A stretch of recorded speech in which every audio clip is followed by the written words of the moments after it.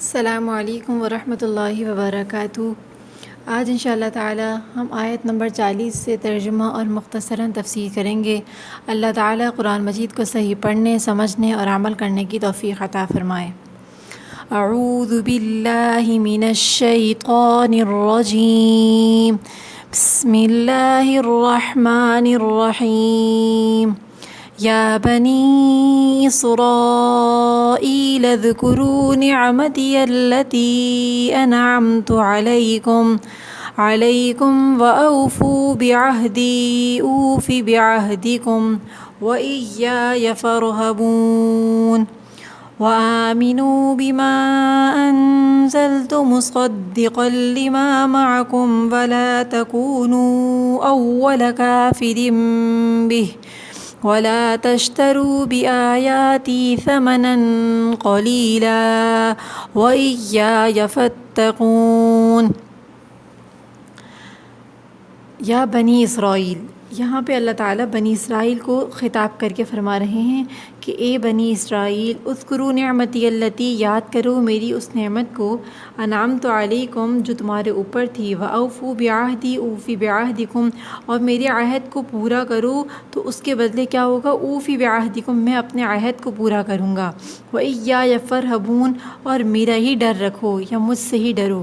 وآمنوا بما انزلت مصدقا لما معکم ولا تکونوا اول کافر بہ، اور ایمان لاؤ اس چیز پر جو میں نے اتاری نازل کی ہے، اور وہ تصدیق کرتی ہے لما معکم، جو تمہارے پاس ہے اس کی بھی تصدیق کرتی ہے، ولا تکونوا اول کافر بہ، اور تم سب سے پہلے انکار کرنے والے نہ بن جاؤ، ولا تشتروا بآیاتی، اور نہ بیچو میری آیتوں کو، ثمنا قلیلا، تھوڑے بدلے میں، تھوڑے عوض کے بدلے، تھوڑے مول پر نہ بیچو، وإیای فاتقون، اور مجھ ہی سے ڈرو۔ یہاں پر اللہ تعالیٰ یا بنی اسرائیل سے خطاب کر کے یہودیوں کو خطاب فرما رہے ہیں۔ اس سے پہلے، اس آیتوں کو سمجھنے سے پہلے اس کا تھوڑا سا پس منظر سمجھ لینا ضروری ہے۔ وہ یہ کہ آپ صلی اللہ علیہ وسلم جب مدینہ منورہ میں ہجرت کر کے آئے تو آپ صلی اللہ علیہ وسلم کے اوپر یہاں کے جو مشرکین تھے اور جو بت پرست لوگ تھے، وہ تو ماشاءاللہ الحمدللہ جوق در جوق جو ہے ایمان لانے لگے، اور نبی صلی اللہ علیہ وسلم کی بعثت کے اوپر ایمان لائے، اور آپ صلی اللہ علیہ وسلم کی ساری باتوں پر عمل کرنے لگے۔ لیکن یہاں کے جو یہود تھے، یہاں کے جو سربراہ تھے، یہاں کے جو بڑے لوگ تھے جن کے پاس سرداری تھی، وہ زیادہ یہود تھے، تو یہود جو تھے وہ جو ہے ایمان نہیں لائے۔ تو آپ صلی اللہ علیہ وسلم نے ان کو دعوت دی اسلام کا، اور جو ہے ہمارے دین مذہب کا یہ بہت اہم اسلوب ہوتا ہے کہ کسی کو بھی دعوت دی جاتی ہے تو بہت اچھے طریقے سے دعوت دی جاتی ہے، لیکن کہ اس کا معاف ضمیر جو ہے صاف ہو جائے، لیکن اس کے اوپر زبردستی جو ہے دین کو مسلط کرنا یا زبردستی ایمان لانے کے لیے کہا جائے، یہ نہیں ہوتا، بلکہ ان کو صرف دعوت دی جاتی ہے، اور پھر ایمان لانا اور نہ لانا اس کی اپنی ذمہ داری پر ہوتا ہے، وہ اپنے اختیار کے ساتھ ایمان لے کر آئے۔ جیسے قرآن مجید میں اللہ نے فرمایا کہ لا اکراہ فی الدین، دین میں زبردستی نہیں۔ تو آپ صلی اللہ علیہ وسلم نے بھی ان یہودیوں کو بہت اچھے طریقے سے اسلام کی دعوت دی، اور ان کو زبردستی نہیں کیا، بلکہ ان کے ساتھ جو ہے نا جو ہے امن کا معاہدہ بھی کیا۔ تو آپ صلی اللہ علیہ وسلم کے اوپر یہ لوگ ایمان نہیں لائے تھے۔ اس کی وجوہات تھیں، دو وجوہات۔ ایک تو وجہ یہ تھی کہ وہ بنی اسرائیل جو تھے وہ حضرت یعقوب، اسرائیل نام ہے حضرت یعقوب علیہ السلام کا، یہ عبرانی زبان کا لفظ ہے، اور اس کے معنی ہے اللہ کا بندہ۔ تو یہ اللہ کا، حضرت یعقوب علیہ السلام کا ایک نام اسرائیل تھا اور ایک یعقوب۔ ایک جگہ پہ قرآن مجید میں اللہ تعالیٰ نے یعقوب کے نام سے بھی ان کو مخاطب فرمایا ہے، لیکن یہاں پر اسرائیل، بنی اسرائیل مطلب اسرائیل کے بیٹوں، یہاں پر یہ لفظ نام اللہ تعالیٰ نے اس لیے استعمال کیا کہ اس میں معنویت زیادہ ہے، مطلب جو آپ کے باپ، آپ کے والد یا اسرائیل تھے، اللہ کے بندے تھے، تو آپ کو بھی چاہیے کہ اللہ کا بندہ بنے، اس لیے اللہ تعالیٰ نے یہاں پر اسرائیل کا نام استعمال فرمایا۔ تو اللہ تعالیٰ نے جو بنی اسرائیل کے لوگ تھے وہ ان کو جو ہے یہ توقع تھی، وہ تورات کے پڑھنے والے تھے اور ان کو نبی صلی اللہ علیہ وسلم کی تمام نشانیاں اس میں انہوں نے پڑھی تھیں، تو ان کو انتظار تھا اور وہ یہ سمجھ رہے تھے کہ ہم جو ہے نا زیادہ اس کے مستحق ہیں کہ ہمارے ہی اندر یا آخر الزمان صلی اللہ علیہ وسلم جو آئیں گے وہ بنی یعقوب کے اندر ہی آئیں گے، یہودیوں کے اندر ہی ہوں گے۔ لیکن جب وہ اللہ تعالیٰ نے یعقوب علیہ السلام کی بنی اسرائیل سے یہ چیز لے کے اللہ تعالیٰ نے بنو اسماعیل کو دے دی، تو وہ ان کے اندر جو ہے نا حسد پیدا ہو گیا، اور وہ لوگ جو ہے نا اس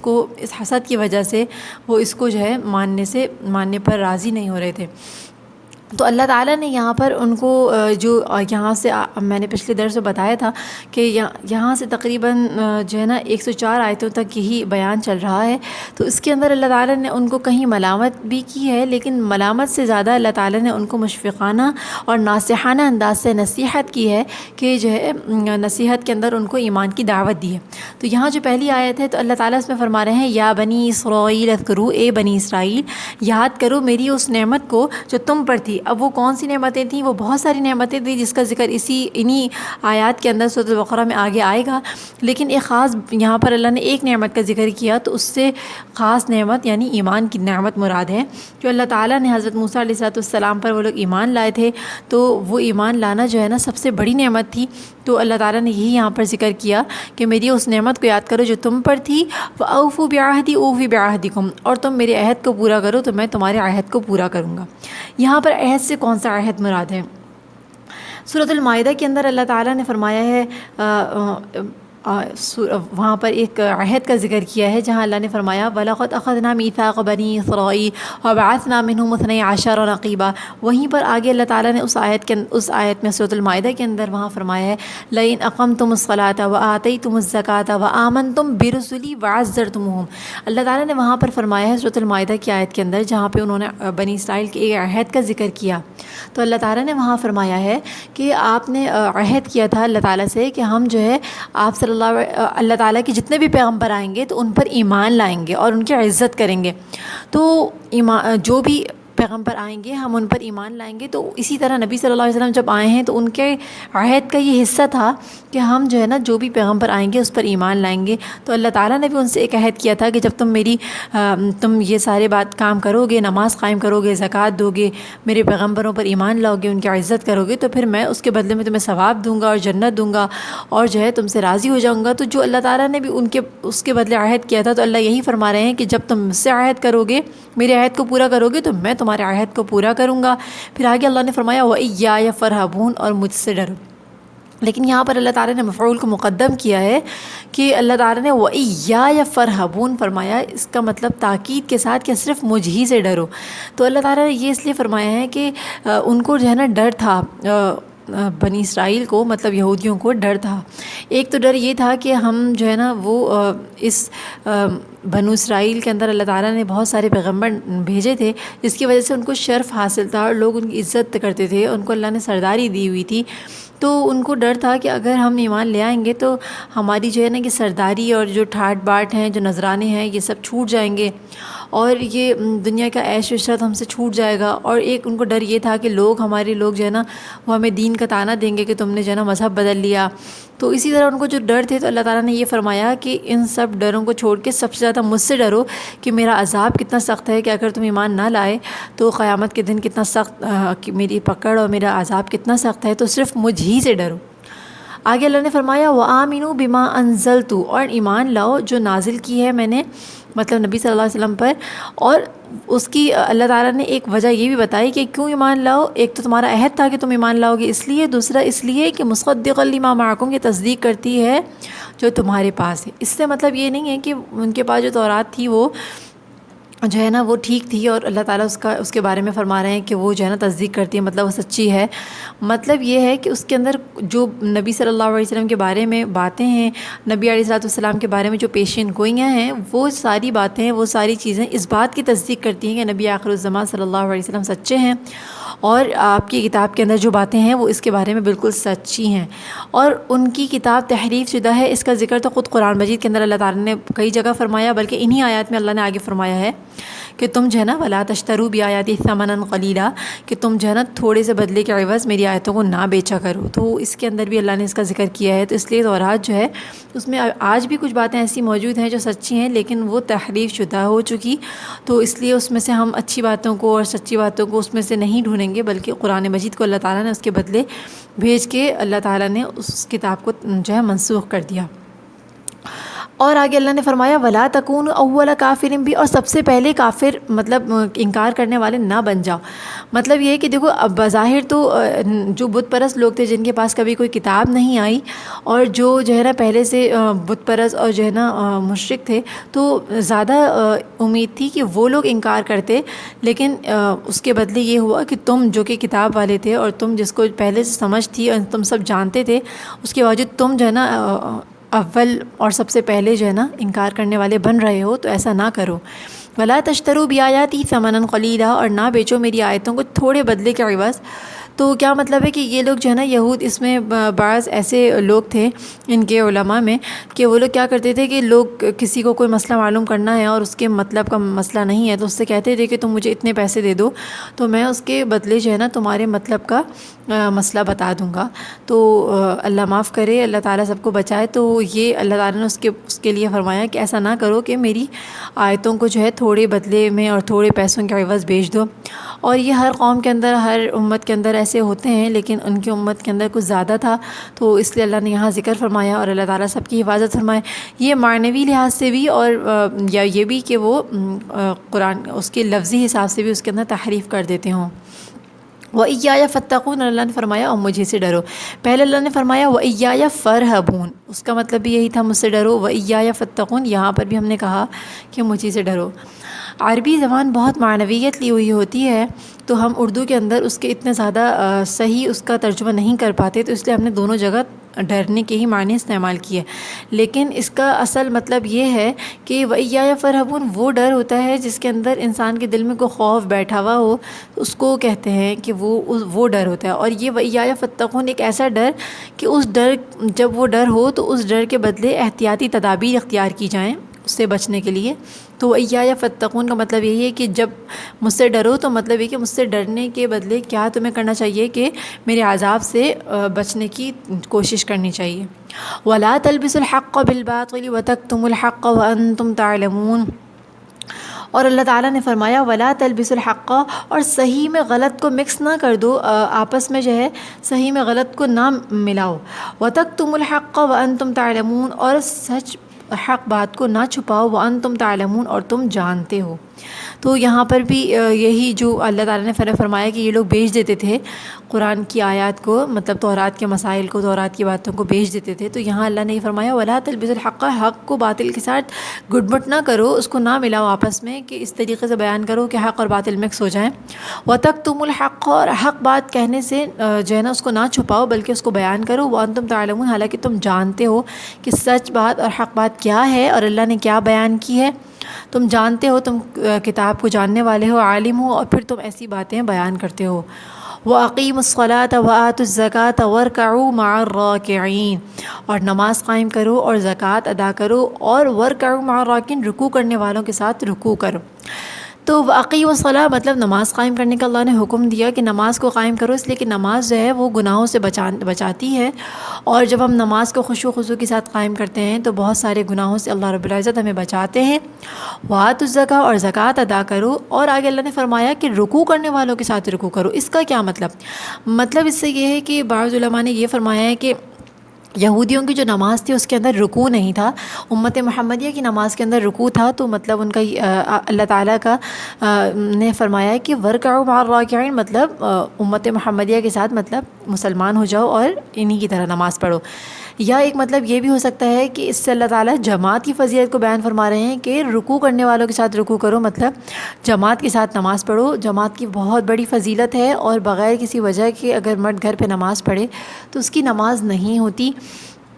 آپ صلی اللہ علیہ وسلم نے جو ہے نا جو جماعت سے نماز نہ پڑھے اس کے لیے سخت وعید فرمایا، جس کا مفہوم ہے کہ میرا دل چاہتا ہے کہ میں نماز کا وقت ہو تو میں کسی کو اپنی جگہ نماز کے لیے کھڑا کر دوں،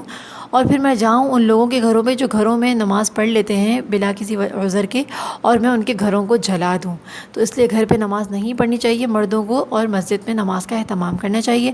أَتَأْمُرُونَ النَّاسَ بِالْبِرِّ وَتَنْسَوْنَ أَنفُسَكُمْ وَأَنْتُمْ تَتْلُونَ الْكِتَابَ افلا تعقلون واستعینوا بالصبر والصلاة وإنها لكبيرة إلا على الخاشعين الذين يظنون أنهم ملاقو ربهم وأنهم إليه راجعون۔ أَتَأْمُرُونَ النَّاسَ، اللہ تعالیٰ فرما رہے ہیں کہ أَتَأْمُرُونَ، کیا تم لوگوں سے نیک کام کرنے کو کہتے ہو، وَتَنْسَوْنَ أَنفُسَكُمْ، اور تم کیا کرتے ہو، بھول جاتے ہو، أنفسکم اپنے آپ کو، وَأَنْتُمْ تَتْلُونَ الْكِتَابَ، اور تم کیا کتاب پڑھتے ہو، أَفَلَا تَعْقِلُونَ، کیا تم اتنی بھی سمجھ نہیں رکھتے۔ وَاسْتَعِینُوا بِالصَّبْرِ، اور اللہ نے فرمایا مدد چاہو صبر کے ساتھ، وَالصَّلَاةِ، اور نماز کے ساتھ، وَإِنَّهَا لَكَبِيرَةٌ، نماز بھاری ضرور ہے، إِلَّا عَلَى الْخَاشِعِينَ، مگر ان لوگوں پر نہیں جو خشوع خضوع کے ساتھ نماز پڑھتے ہیں، الَّذِينَ يَظُنُّونَ أَنَّهُمْ مُلَاقُوهُ، جو گمان رکھتے ہیں أَنَّهُمْ مُلَاقُو رَبِّهِمْ، کہ ان کو اپنے رب سے ملنا ہے، وَأَنَّهُمْ إِلَيْهِ راجعون، اور وہ اسی کی طرف لوٹنے والے ہیں۔ اللہ تعالیٰ نے فرمایا أَتَأْمُرُونَ النَّاسَ، کیا تم لوگوں کو حکم کرتے ہو اچھی بات کا، وَتَنْسَوْنَ أَنفُسَكُمْ، اپنے آپ کو بھول جاتے ہو۔ یہاں پر مطلب یہ ہے کہ دیکھیں لوگوں کو اگر اچھی بات کا حکم کریں تو جو شخص دوسروں کو اچھی بات کا حکم کر رہا ہے تو وہ اس بات کو اچھی طرح سمجھتا ہے، جانتا ہے، تو وہ عالم ہے، وہ اس بارے میں، تو اس کو چاہیے کہ وہ زیادہ اس بات کا حقدار ہے کہ اس پہ عمل کرے۔ لیکن اس سے ایک ہمارے جو ہے نا معاشرے میں ایک بات جو ہے وہ ہے کہ جب تم خود عمل نہیں کرتے تو دوسروں کو کیوں نصیحت کرتے ہو، تو یہ بات غلط ہے۔ اگر کوئی شخص عمل نہیں کرتا اور وہ جو ہے نصیحت کرتا ہے تو نصیحت کرنا ایک الگ نیکی ہے، اس کو ثواب ملے گا، لیکن اس کو اس کا گناہ زیادہ ہوگا کہ وہ جانتا ہے اور اس کے باوجود لوگوں کو نصیحت کرنے کے باوجود خود عالم ہے، خود مبلغ ہے، خود جو ہے نا وہ دیندار ہے، اور اس کو عمل زیادہ کرنا چاہیے، لوگ اس کو پیشوا سمجھتے ہیں، دین کے بارے میں رہبر سمجھتے ہیں، اور پھر وہ اس پر عمل نہ کرے تو وہ اس کے لیے زیادہ سخت بات ہے اور زیادہ جو ہے نا گناہ کی بات ہے، اور اس کو گناہ سخت ہوگا۔ لیکن اس کا مطلب یہ بالکل ہرگز نہیں کہ انسان عمل نہ کرے اگر تو وہ نصیحت بھی نہ کرے۔ اللہ تعالیٰ نے یہ فرمایا کہ تم اپنے آپ کو بھول جاتے ہو، وَأَنْتُمْ تَتْلُونَ الْكِتَابَ، اور تم کتاب پڑھتے ہو، مطلب تم جاننے والے ہو، تم عالم ہو، کیا تم اتنی بھی سمجھ نہیں رکھتے کہ یہ کتنا غلط اور کتنا جو ہے برا کام ہے اور کتنا گناہ کا کام ہے کہ جیسے نبی صلی اللہ علیہ وسلم نے ایک جگہ فرمایا قرآن کے اندر ہے کہ آپ صلی اللہ علیہ وسلم نے فرمایا کہ میں یہ نہیں چاہتا کہ تمہیں نصیحت کروں اور جب تم چلے جاؤ تو میں وہی کام کروں جس سے میں تمہیں منع کرتا ہوں۔ تو اللہ تعالیٰ ہم سب کو جو ہے عمل کرنے والا بنائے۔ اور آگے اللہ نے فرمایا کہ وَاسْتَعِینُوا، صبر مدد طلب کرو، جیسے اللہ تعالیٰ نے بنی اسرائیل کو اس ایمان لانے کا حکم فرمایا اور جو ہے ان سب باتوں کے حکم کے بعد اب ان کے اندر جو ہے نا وہ ایک ڈر خوف تھا اور ان کے اندر ان کو ایمان لانے کی ہمت نہیں ہو رہی تھی، تو اس کے لیے اللہ نے ان کو فرمایا کہ تم کیا کرو، مدد طلب کرو صبر کے ساتھ۔ دنیا کے اندر ہر انسان کو کسی نہ کسی موقع پر صبر تو کرنا ہی پڑتا ہے، اس لیے کہ دنیا میں کوئی بھی انسان ایسا نہیں جس کی ساری خواہشات پوری ہو جائیں، تو جب صبر کرنا ہی پڑتا ہے ہر کسی نہ کسی بات پر، تو کیوں نہ ایمان کے بارے میں صبر کیا جائے